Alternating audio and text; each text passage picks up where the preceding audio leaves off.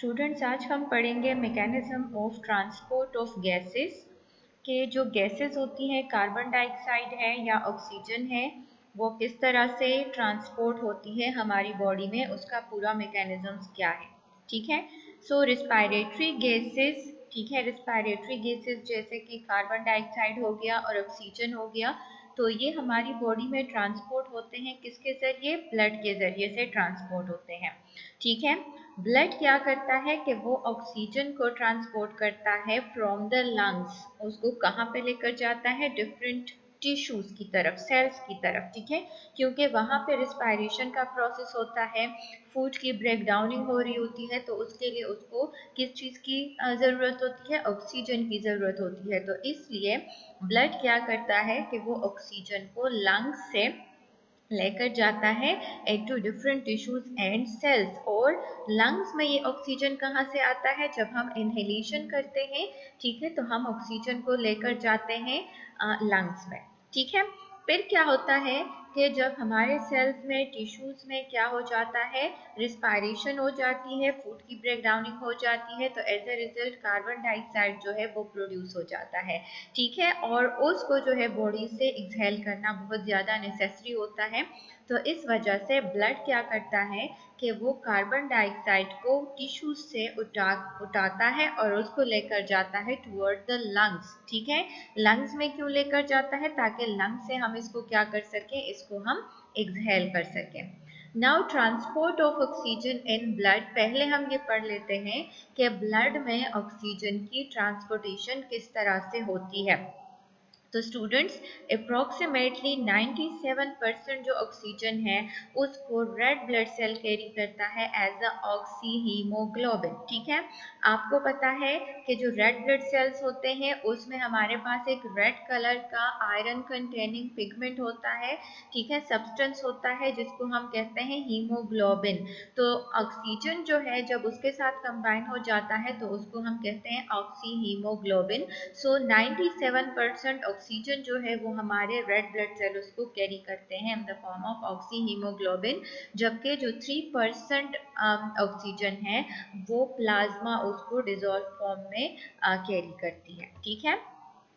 अब binding of oxygen, के oxygen जो है वो हीमोग्लोबिन के साथ किस तरह से बाइंड करेगा, तो ये हाई मतलब कि ये पार्शियल प्रेशर पे डिपेंड करता है कि अगर ऑक्सीजन का प्रेशर, पार्शियल प्रेशर हाई है तो वो क्या करेगा, वो हीमोग्लोबिन के साथ ज़्यादा से ज़्यादा बाइंड करेगा, और अगर पार्शियल प्रेशर उसका लो है तो वो ऑक्सीजन के साथ जो है वो सही से हीमोग्लोबिन के साथ बाइंड नहीं कर सकेगा। ठीक है।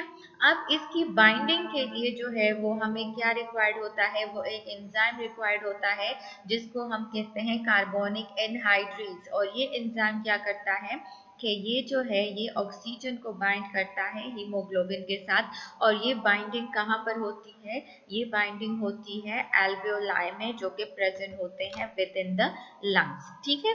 रिएक्शन पे आ जाए आप लोग, तो Hb का मतलब है हीमोग्लोबिन। ठीक है।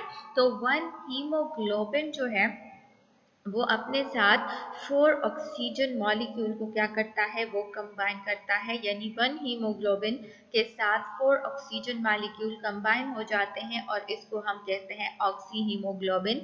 तो इस तरह से 1 हीमोग्लोबिन 4 ऑक्सीजन मॉलिक्यूल को क्या करता है, वो कैरी करता है। ठीक है। यहाँ पे आप देख लें कि जैसे मैंने आपसे कहा कि पार्शियल प्रेशर जो है वो गैसियस एक्सचेंज के लिए बहुत ज़्यादा ज़रूरी है। जैसे ऑक्सीजन एल्वेओलाई से डिफ्यूज होता है रेड ब्लड सेल में, रेड ब्लड सेल से सेल्स में डिफ्यूज होता है, और फिर सेल से इंटर्न कार्बन डाइऑक्साइड डिफ्यूज होता है रेड ब्लड सेल में, और रेड ब्लड सेल से फिर वो डिफ्यूज होता है एल्वेओलाई में। ठीक है। ये जो ये प्रोसेस आपको दिखाई दे रहा है ये इतना इजी नहीं होता। ठीक है। क्योंकि हमने ये पढ़ना है कि जी बाइंडिंग जो है वो किस तरह से होती है। ठीक है। फिर बाइंडिंग के बाद जो है वो मॉलिक्यूल किस तरह से डिलीवर होते हैं। ठीक है। तो ये सब कुछ हमने पढ़ना है यहाँ पे। ठीक है। तो सबसे पहले आपने देखना है कि चूंकि ये एल्वेओलाई है, इसके इर्द गिर्द हमारे पास ब्लड कैपिलरी है, तो एल्वेओलाई में ऑक्सीजन का प्रेशर ज़्यादा है और कार्बन डाइऑक्साइड का कम है। तो कार्बन डाइऑक्साइड जो है वो हीमोग्लोबिन से डिफ्यूज होगा किसकी तरफ, एल्वेओलाई की तरफ, ठीक है, और ऑक्सीजन डिफ्यूज होगा हीमोग्लोबिन। यहाँ पे आप स्ट्रक्चर देख लें हीमोग्लोबिन का, कि उसके 4 साइड्स होते हैं ऑक्सीजन के बाइंडिंग के लिए। तो वहाँ पे आयरन के साथ जो रीजन है, ठीक है, उसके साथ 4 मॉलिक्यूल्स ऑफ ऑक्सीजन जो है वो क्या कर जाते हैं, वो बाइंड कर जाते हैं, ठीक है, और इसको हम कहते हैं ऑक्सी हीमोग्लोबिन। सही है। इसके लिए फैक्टर्स जो है वो रिक्वायर्ड होते हैं बाइंडिंग के लिए। उसमें टेम्परेचर है, हाइड्रोजन आयन कंसेंट्रेशन है, कंसेंट्रेशन ऑफ कार्बन डाइऑक्साइड है, और एक जो है वो हमारे पास क्या है, वो है structure of the binding site, ठीक है। जैसे प्रोटीन होते हैं तो उसके साथ जब कोई सब्सटेंस कंबाइन हो जाता है तो उसका स्ट्रक्चर जो है वो चेंज हो जाता है। अब अगर इसके साथ कार्बन डाइऑक्साइड कंबाइन हो जाता है तो उसका स्ट्रक्चर और भी चेंज हो जाता है। फिर इन टर्न अगर उसके साथ दोबारा से ऑक्सीजन कंबाइन होगा तो स्ट्रक्चर उसका दोबारा से चेंज होगा। तो ये फैक्टर भी बहुत ज़्यादा इसके लिए क्या है, इम्पोर्टेंट है, ठीक है, कि प्रोटीन मॉलिक्यूल का शेप क्या होगा, वो चेंज होगा, ठीक है। सो यहाँ पे हमारे पास 4 ऑक्सीजन मॉलिक्यूल्स बाइंड हो चुके हैं। अब ऑक्सीजन मॉलिक्यूल्स जो है उसकी कंसेंट्रेशन कहाँ पे ज़्यादा है, वो ब्लड में ज़्यादा है, और सेल्स में उसकी कंसेंट्रेशन जो है वो क्या है, वो कम है। तो ऑक्सीजन क्या करेगा कि वो डिफ्यूज होगा किसकी तरफ, वो सेल्स की तरफ जो है वो डिफ्यूज हो जाएगा, क्योंकि वहाँ पे इसकी कंसेंट्रेशन लो है, जबकि रेड ब्लड सेल में इसकी कंसेंट्रेशन क्या है, वो हाई है, ठीक है। जबकि कार्बन डाइऑक्साइड सेल में हाई है कंसेंट्रेशन, और रेड ब्लड सेल में उसकी कंसेंट्रेशन क्या है, वो लो है। तो यहाँ पे हमारे पास क्या हो जाएगी, गैसियस एक्सचेंज हो जाएगी। ऑक्सीजन जो है वो हीमोग्लोबिन से रिलीज हो जाएगा किसकी तरफ, वो जाएगा टुवर्ड द सेल्स की तरफ, जबकि सेल से कार्बन डाइऑक्साइड वो रिलीज होगा और बाइंड होगा कहाँ पे, वो बाइंड होगा हीमोग्लोबिन के साथ, ठीक है। तो फिर उसको हम कहते हैं कार्बामिनो हीमोग्लोबिन, ठीक है, और वो ये लेकर आएंगे इसको टुवर्ड द लंग्स।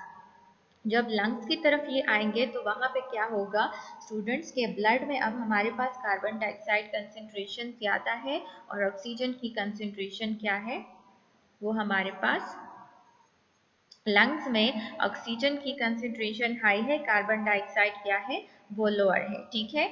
यानी अब यहाँ पे दोबारा से रिवर्स प्रोसेस होगा, किस तरह से, कि कार्बन डाइऑक्साइड जो है वो ब्लड में चूंकि कंसेंट्रेशन ज़्यादा है तो वो क्या होगी, वो डिफ्यूज होगी टुवर्ड द एल्वेओलाई, और एल्वेओलाई में ऑक्सीजन कंसेंट्रेशन ज़्यादा है तो वो डिफ्यूज होगी कहाँ की तरफ, वो डिफ्यूज होगी ब्लड की तरफ। तो इस तरह से एक्सचेंज हो जाती है गैसेस की, ठीक है स्टूडेंट्स।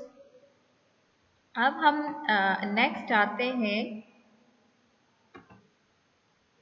ऑक्सीजन कैरिंग कैपेसिटी की तरफ। सही है, कि ऑक्सीजन कैरिंग कैपेसिटी क्या होती है, the ability of haemoglobin to bind with oxygen.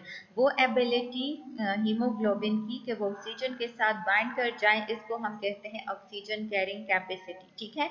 So oxygen carrying capacity जो है वो ब्लड की, that is directly proportion to the partial pressure of the oxygen, ठीक है, कि ऑक्सीजन जो है उस पर डिपेंड करता है। तो मैक्सिमम ऑक्सीजन कैरिंग कैपेसिटी जो है वो आर्टीरियल ब्लड में कितनी होती है, वो 20 ml होती है पर 100 ml, ठीक है। यानी 100 ml ब्लड जो है उसमें हमारे पास 15 ग्राम्स हीमोग्लोबिन होते हैं, ठीक है, और 1 ग्राम हीमोग्लोबिन जो है वो कंबाइन होता है 1.34 ml ऑफ ऑक्सीजन के साथ।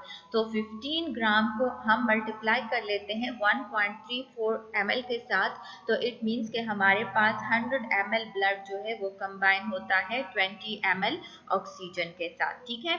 अगर हम नॉर्मल कंडीशन की बात करें तो नॉर्मल कंडीशन में क्या होता है कि जो आर्टीरियल ब्लड है वो 19.4 ml ऑक्सीजन को कैरी करता है, ठीक है, और फिर जब वो वहाँ कहाँ तक उसको लेकर जाता है, टिश्यूज, ठीक है, टिश्यूज में वो क्या करता है 5 ml ऑक्सीजन वहाँ पे टिश्यूज को मिल जाता है, और जब वो ब्लड दोबारा से वेन्स में निकलता है तो वीनस ब्लड में हमारे पास जो ऑक्सीजन कंसेंट्रेशन है वो कितनी होती है, वो 14.4 ml होती है पर 100 ml। ठीक है।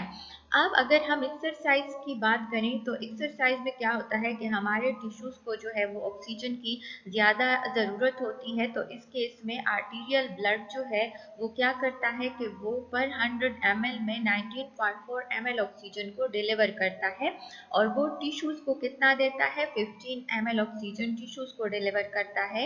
और फिर इन टर्न जब वो ब्लड वीनस वेन्स में निकलता है तो वीनस ब्लड में हमारे पास ऑक्सीजन की कंसेंट्रेशन कितनी होती है, वो होती है 4.4 ml।